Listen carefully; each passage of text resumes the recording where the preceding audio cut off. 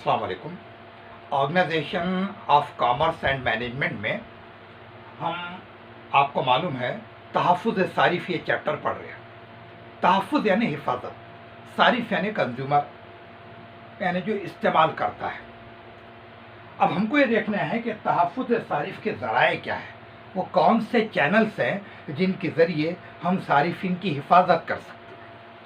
ये समझने के पहले थोड़ा सा आपके सामने मैं बैकग्राउंड रख देता। वो ये है कि हमारे अपने मुल्क में और दुनिया के कई ममालिक में ये स्टडी से ये बात साबित है कि ताजिरों ने, व्यापारियों ने, सरमायादार लोगों ने सारिफिन के साथ इंसाफ नहीं किया।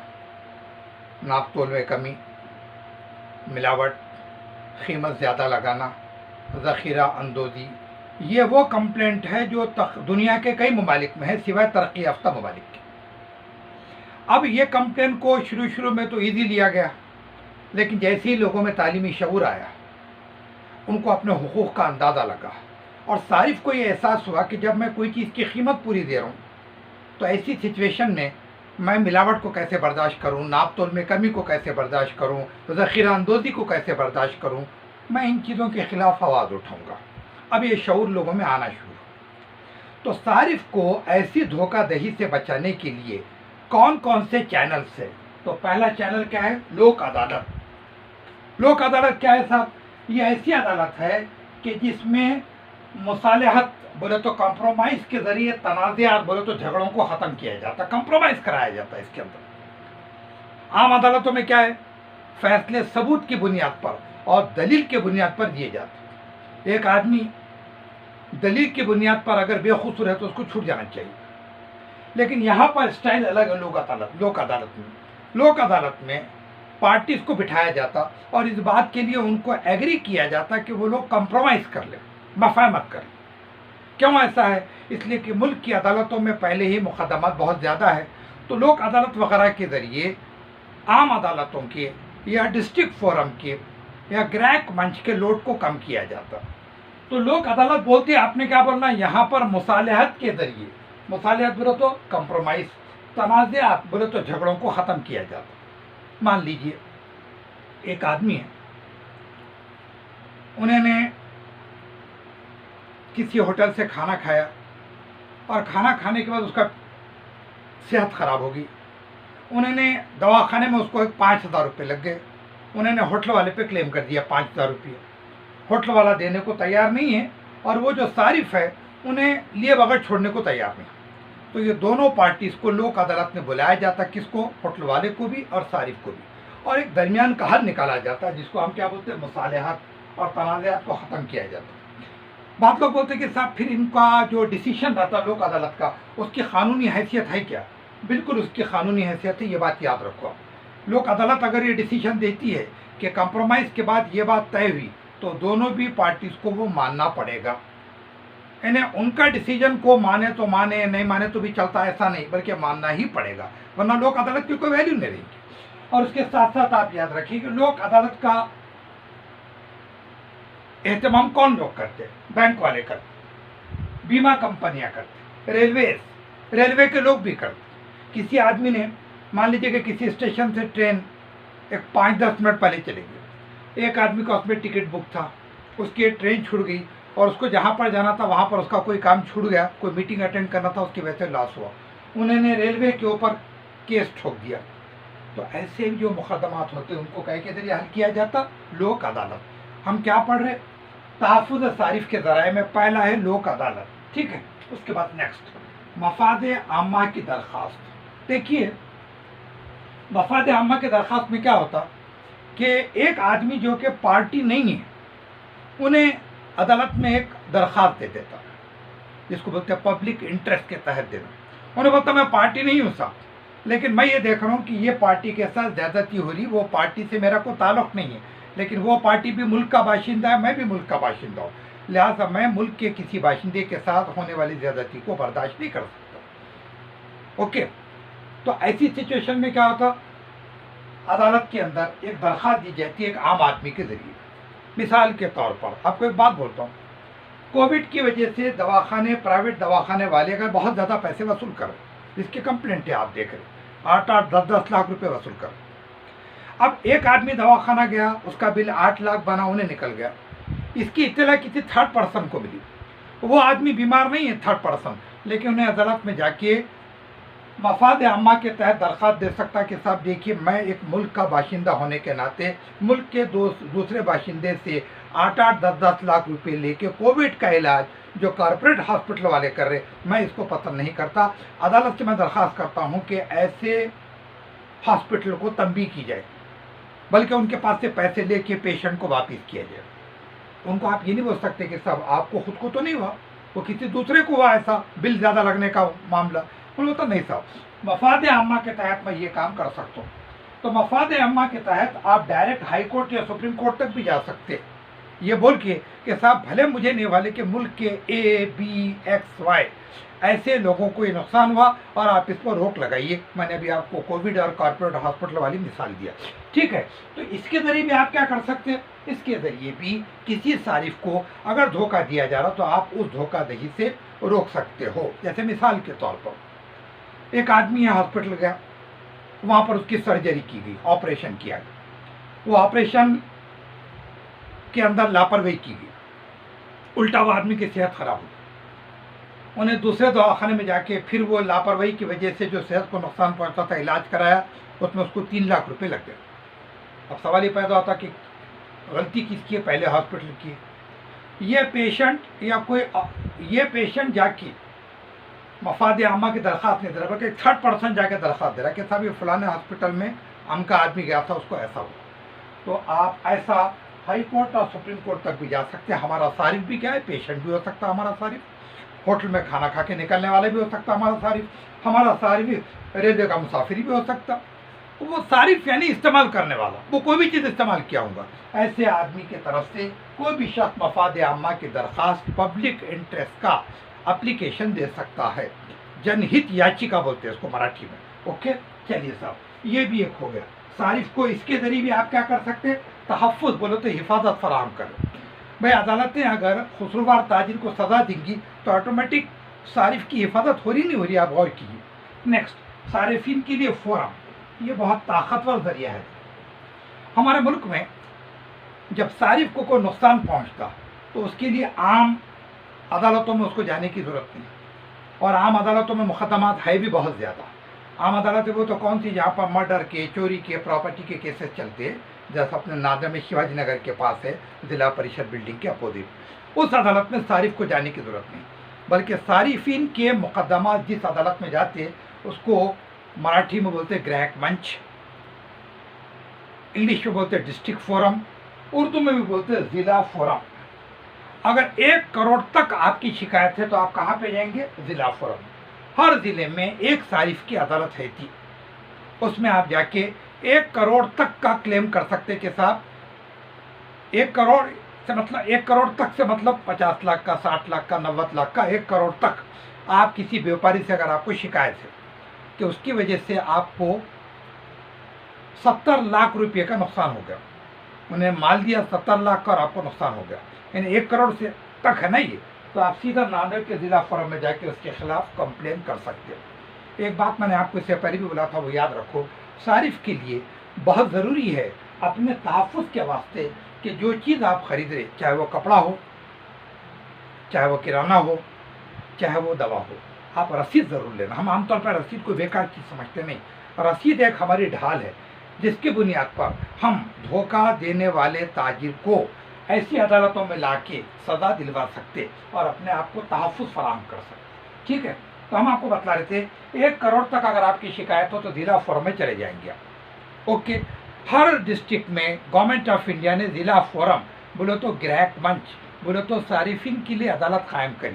اچھا، کوئی اگر بڑا کہ صاحب میرا جو شکایت ہے وہ 1 کروڑ سے زیادہ ہے تو پھر آپ اسٹیٹ کمیشن پہ چلے جائیں گے، جو ہندوستان میں ممبئی، مہاراشٹر میں ممبئی میں ہے، وہ اسٹیٹ کمیشن، پورے ریاست کے مقدمات وہاں پہ چلتے، مگر کب؟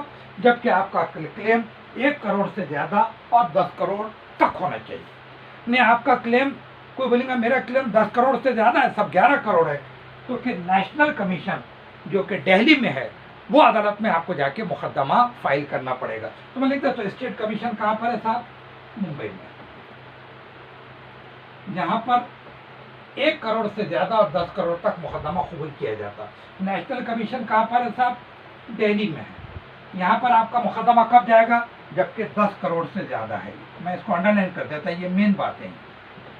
ये फिगर से तय होगा कि मुकदमा जिला फोरम में जाएगा, स्टेट कमीशन में जाएगा या नेशनल फोरम में जाएगा। ये अदालती निज़ाम जो है ये बहुत ज़्यादा इफेक्टिव है। ये एक बिल्कुल सख्त सिस्टम है। अगर सारिफ मान लीजिए कि सच है, उसको पूरा इंसाफ मिलेगा। और हम आए दिन देखते ऐसा होता भी है। कोई पेशेंट दवाखाना जाके आया, डॉक्टर ने गलत ट्रीटमेंट दिया, उन्हें जिला फोरम में गया, उसको इंसाफ मिला। और इसी किस्म के कई हमारे सामने मिसालें आती रहती हैं, आप अच्छी तरह से जानते हैं। ओके।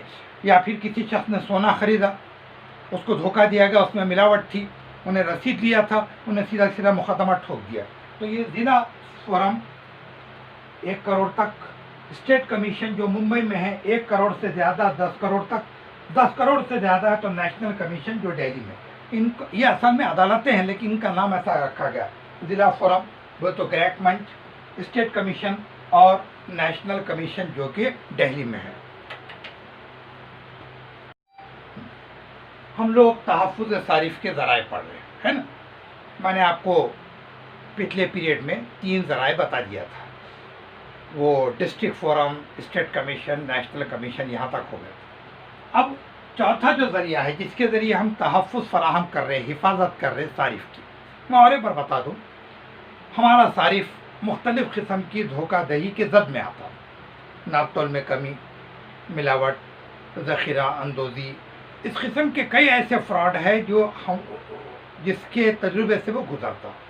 उससे बचाने के लिए हमारे पास क्या क्या इक़दामात है। तो चौथा कदम क्या है? वाक़िफ़ियत के लिए प्रोग्राम। देखिए, एक बात देखिए गई कि सारिफ को धोखा हो रहा है, इसकी एक बहुत बड़ी वजह यह है कि उन्हें अपने हुकूक़ से वाकिफ़ ही नहीं। उसको अगर ये मालूम हो कि ये मेरा राइट है तो उसके लिए वो फ़ाइट भी करेगा। उसको अपना राइट ही नहीं मालूम हो तो उन्हें फ़ाइट क्यों करेंगे? एक आदमी है जो गवर्नमेंट हॉस्पिटल में जा रहा, वहाँ पर उसको बराबर सर्विस नहीं मिल रही, तो उन्हें ये सोचता कि साहब ठीक है, सबको नहीं मिल रही, मेरे को नहीं मिली तो क्या है। तो ऐसे आदमी के साथ कभी भी इंसाफ होने वाला नहीं। उसको ये राइट मिलना चाहिए। वहाँ पर उन्हें वहाँ के मेडिकल ऑफिसर वगैरह को कहना चाहिए कि मैं यहाँ का शहरी हूँ, मेरी तबीयत ख़राब है, मैंने इसकी चिट्ठी निकाली है, जो भी 10-20 रुपये की चिट्ठी है, और आपने मेरा ट्रीटमेंट करना चाहिए। ये उसका वाकिफ़ होना बहुत ज़रूरी है। तो हमारे पास पहला जो काम है, वाकिफ़ियत के लिए प्रोग्राम बना रहे हम। ये प्रोग्राम कौन बनाती है? हुकूमत। और ये प्रोग्राम लोगों तक पहुँचाने के ज़राए क्या है? रिसाले बोले तो मैगज़ीन, ओके, और अखबारात, मराठी, उर्दू, हिंदी अखबारात, अंग्रेज़ी अखबारात, उसके ज़रिए लोगों को बतलाया जाता है कि भाई आपके ये हुकूक़ है। जैसे मिसाल के तौर पर पहले अखबारात खाली ख़बरों के लिए होते थे, आज अखबारात के अंदर बाज़ाब्ता ऐसे सप्लीमेंट है जिसमें सोने की कीमत, अनाज की कीमत, दालों की कीमत, बल्कि रोज़ाना की तरकारियों की कीमत। इसके ज़रिए आपको क्या किया जा रहा? वाकिफ़ कराया जा रहा मार्केट रेट क्या है। आप जब मार्केट रेट डेट के दुकान पे जाएंगे तो आप खुद बोलो, क्या ऐसे सारिफ को कोई धोखा दे सकता? नहीं दे सकता। एक आदमी सोना खरीदने के लिए गया, उन्हें पूरा रेट का आइडिया ले लिया कि आज का रेट इतना है। दुकानदार आप उसको अगर ज़्यादा बोलेंगे तो उन्हें बोलेगा नहीं साहब, मैं ऑनलाइन देख कर आया हुआ हूँ, आज का, अभी का, इस वक्त इतने बज रहे और अभी का रेट इतना है। तो वाकिफ़ रहेंगे तो आपको तहफ़्फ़ुज़ में मिलेगा, ना वाकिफ़ रहेंगे तो आपको कोई हिफाजती बेल्ट मिल नहीं पाएगा। तो हुकूमत वाकिफ़ियत के प्रोग्राम बना रही, रिसालों के ज़रिए, अखबारात के ज़रिए लोगों तक पहुँचा रही, पोस्टर के ज़रिए लोगों को बतलाया जा रहा। टीवी पर ऐसे कई प्रोग्राम आ रहे, आप देखते हैं कि टीवी के ऊपर हॉलमार्क वगैरह का एडवर्टाइजमेंट आता कि एक औरत है सोना खरीदने जा रही, उन्हें हॉलमार्क को देखकर ही ले ली। ये सब क्या है? ये आपको वाकिफ़ कराया जा रहा। काय के ज़रिए? टीवी के ज़रिए, सोशल मीडिया, व्हाट्सएप है वगैरह वगैरह के ज़रिए आपको बतलाया जाता कि आपके हुकूक़ क्या है, ताकि आपको कोई धोखा ना दे पाए। तो ये एक है तहफ़्फ़ुज़ सारिफ के ज़राए में वाकिफ़ियत के लिए प्रोग्राम। कौन बनाती प्रोग्राम? हुकूमत।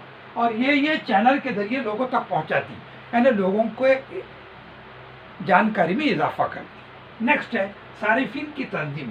देखिए, एक बात तो आप मानेंगे, एक आदमी है, उन्हें हॉस्पिटल गया, उसके साथ नाइंसाफ़ी होगी, बिल्कुल खुल के दिख के आ रहा कि उसको सही ट्रीटमेंट नहीं मिला और उसके पास कोई वाक़या हो गया। उन्हें अकेला आवाज़ उठाया, अकेली आवाज़ को कोई नहीं सुनता। تو ایسے وقت پر تحفظ صارف کے لیے ضروری ہے کہ آپ ایک صارف کی حیثیت سے آواز اٹھانے کے بجائے آپ صارفین کی تنظیم بنا دیجیے، جیسے consumers guidance society of India. آپ اس تنظیم کا حصہ بن جائیے. اس کے اندر ہزاروں ممبر ہے، بلکہ لاکھوں ممبر ہیں. آپ کو اگر کوئی بات ہوگی تو تمام لوگ آپ کے تائید میں آواز اٹھائیں گے. اب آپ بولو، آپ اکیلے آواز اٹھائیں گے تو افیکٹو رہے گی، یا لاکھوں لوگوں کے ساتھ consumers guidance society of India کے بینر تلے آواز اٹھائیں گے تو زیادہ افیکٹ ہوگا؟ تو آپ خود بولیں گے کہ نہیں صاحب، لاکھوں لوگوں کے ساتھ جو آواز اٹھے گی وہ زیادہ افیکٹو رہے گی. تو اس کے لیے آپ کو کیا کرنا پڑے گا؟ تنظیم کو جوائن کرنا پڑے گا. گراہک شکتی یہ بھی ایک تنظیم ہے، یہ بھی آپ جوائن کر سکتے. گراہک پنچایت یہ بھی ایک تنظیم ہے، اس کو بھی آپ جوائن کر سکتے. اور اس میں ہوتا کیا، آپ کو یونٹی یا اتحاد کا پورا فائدہ پہنچتا. یہ لوگ بیوپاری کے پاس جاتے، دھرنا دیتے جمہوری طریقے سے. اس کا یہ مطلب نہیں ہے کہ بیوپاری کے پاس جا کے کچھ مار کاٹ وغیرہ کی بات ہوگی، نہیں. جمہوری طریقے سے اس کو وارننگ دیں گے، دھرنا دیں گے، مون برت رکھ دیں گے. اس کے خلاف بڑے بڑے آفیسرز جیسا فوڈ انسپیکٹرز وغیرہ کے پاس جا کے شکایت کریں گے. یہ آپ کا حق ہے، مگر کب؟ جب کہ آپ تنظیم کی شکل میں اپنی آواز اٹھائے تو آپ خود بھی مانیں گے کہ اتحاد میں برکت ہے. ان کے ساتھ جڑ کے آپ آواز اٹھائیں گے تو آپ کی آواز کو سنا بھی جائے گا اور اس کا نوٹ بھی لیا جائے گا. تو یہ ہو گیا صاحب صارفین کی تنظیم. یہاں پر ہم کو پتہ چلا کہ اکیلے آواز اٹھانے کا فائدہ نہیں، ہر آدمی کو کوئی نہ کوئی صارف کی تنظیم کو جڑ جانا چاہیے. نیکسٹ، قانونی اقدامات. اب حکومت نے یہ دیکھی صاحب کہ ملک کے اندر جو قوانین ہے وہ دھوکہ دہی کو کنٹرول کرنے کے لیے کس حد تک کامیاب ہوتی ہے.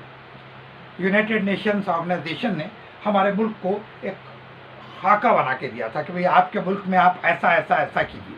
تو ہمارے ملک میں قوانین بنتے چلے گئے، جیسا سیلز آف گڈس ایکٹ 1930، اس کے بعد اسینشیل کموڈیٹیز ایکٹ 1955، اور ایک ایکٹ ہے، میں بول دے رہا، لکھا نے میں نے، کنزیومر پروٹیکشن ایکٹ 1986 اور کنزیومر پروٹیکشن ایکٹ 2019. اس طرح کم سے کم ایسے 4 قوانین ہیں، اور بھی ہے لیکن میں آپ کو مثال دے رہا ہوں. یہ قوانین کے ذریعے وہ بیوپاری جن میں دھوکہ دینے کا مزاج ہے ان کے اوپر سختی کرنے کی پورے گنجائش موجود ہے. ایک بات یاد رکھو آپ، تحفظ صارف کا مطلب یہ قطعی نہیں ہوتا کہ کسی ایماندار بیوپاری کو تنگ کیا جائے. انہیں ہمارا ٹارگٹ ہے نہیں، بلکہ ہم تو ایماندار بیوپاری کو انکریج کریں گے، اس کی ہمت افزائی کریں گے. ہم یہ بولیں گے کہ آج مارکیٹ میں اگر 60% ایماندار بیوپاری ہے تو وہ 100% ہونا چاہیے. تو ہمارا ٹارگٹ ایماندار بیوپاری نہیں ہے، جو ملاوٹ نہیں کرتا، جو ناپ تول میں کمی نہیں کرتا، جو قیمت میں کچھ کا کچھ نہیں لگاتا. ایسے بیوپاریوں کو ہم ٹارگٹ نہیں بنائیں گے، بلکہ یہ تمام قوانین اور ہمارے جو تمام تحفظی اقدامات ہیں ان بیوپاریوں کے خلاف ہے جن کی تعداد بھلے زیادہ نہیں ہے لیکن انہوں ہمارے صارفین کے ساتھ دھوکہ دہی کا معاملہ کر رہے ہیں. تو پتہ یہ چلا کہ قانونی اقدامات میں 4 قوانین، جس میں سے 3 لکھے ہوئے، ایک میں نے آپ کو زبانی بولا، کنزیومر پروٹیکشن ایکٹ 1986. یہ قوانین کے ذریعے یہ بات حقیقت ہے کہ یہ قوانین افیکٹو ثابت ہو. ہر ایک نئے قانون کے آنے کے بعد صارفین کے دھوکہ دہی کا گراف نیچے آیا، اور یہ قانون کے آنے کے پہلے صارفین کو الگ الگ انداز میں دھوکہ دیا جاتا تھا. اس کے کئی مثالیں موجود ہیں، آپ کو بھی معلوم ہے، بلکہ آپ کے قریب کے لوگ اس کی زد میں بھی آئے ہوں گے. تو ہمارا جو OCM کا آج کا سوال تھا وہ یہ ہے کہ تحفظ صارف کے کون کون سے ذرائع ہیں. تو میں نے آپ کو اس طرح جملہ 6 ذرائع پڑھا دیا. پاس کرو.